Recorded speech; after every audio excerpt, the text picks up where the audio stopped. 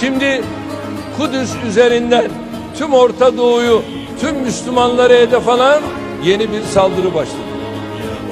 Bu konuda da ilk adımları çarşamba günü büyük ölçekte attık. İnşallah devamını da getireceğiz.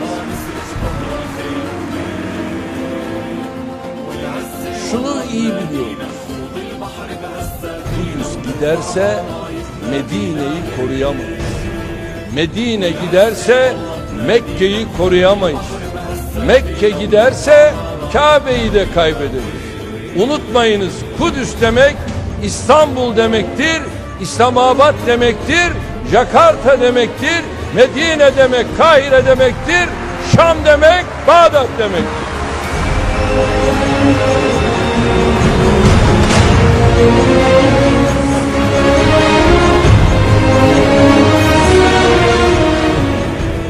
Kabe demek tüm Müslümanlar olarak hepimizin şerefi, namusu, onuru, haysiyeti, varlık gayesi demek. Biz bunların hiçbirinden vazgeçemeyiz. Allah'ın emrine ve ecdadın emanetine sahip çıkmak için ne gerekiyorsa bunu yapacağız. जब बात निकली है जिंदगियां छीनने की तो बात आज जरूर होगी बात फलस्तीन के मुसलमानों के लिए, आज जरूर होगी बात मस्जिद अक्सा के ऊपर। ये मैं रोक के बैठा हुआ था पिछले एक हफ्ते से, मैं सोच रहा था कि शायद के हैवानों को थोड़ा सा ख्याल आ जाए, रमजान का ख्याल आ जाए, उन रोजेदारों का ख्याल आ जाए, उन कलमा पढ़ने वालों का ख्याल आ जाए कि जो दुनिया भर में रमजान के मुकद्दस महीने की बरकतें बटोर रहे हैं, लेकिन उन बेशर्मों और बेहिस्सों को ख्याल ना आया। पहले तो उन्होंने रबर बुलेट चलाई, फिर डंडे मारे, फिर मामूली हथियार यूज किए और अब बमबारी कर दी। अब गन अपनी कलाशनकोफ और उजी की बंदूकों की पूरी मैगजीन खाली कर दी। 20 लोगों को कल शहीद कर दिया फलस्तीन के अंदर, जेरूसलम के अंदर। और उसके बाद मतलब बेहिसी का आलम देखें कि मजीद फोर्सेस बुला करके बैतुल मुकद्दस का मुहासरा कर लिया गया।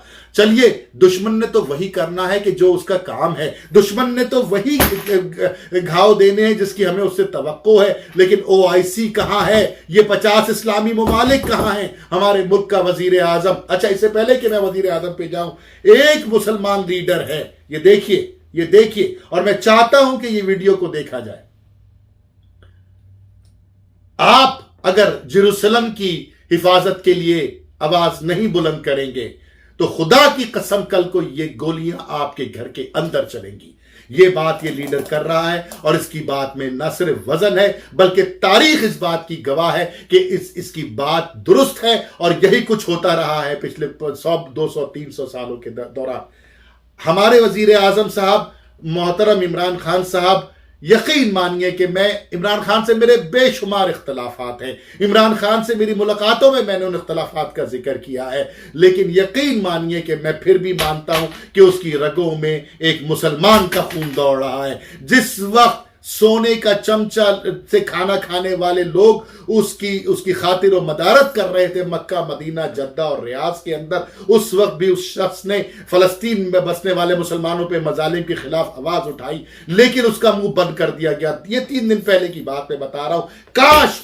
काश के जनाब वो रेड कारपेट बिछाने के बजाय आपके मेजबान वहां खड़े होकर के ऐलान करते हो OIC के इजलास का, ऐलान करते कि जनाब इधर आओ UAE, तुमने कौन से सफारती ताल्लुकात बना लिए इन लोगों के साथ, कौन से तुमने मुत्तहिदा अरब इमारात तुमने ताल्लुकात बनाए हुए कि जहां मासूम बच्चों पे इस बात की सजा दी जा रही है कि वो कलमा पढ़ते हैं, माओ बहनों को सिजदे में गोली मारी जा रही है, नहीं उनके कानों पे जू नहीं रहती। किधर है ये OIC?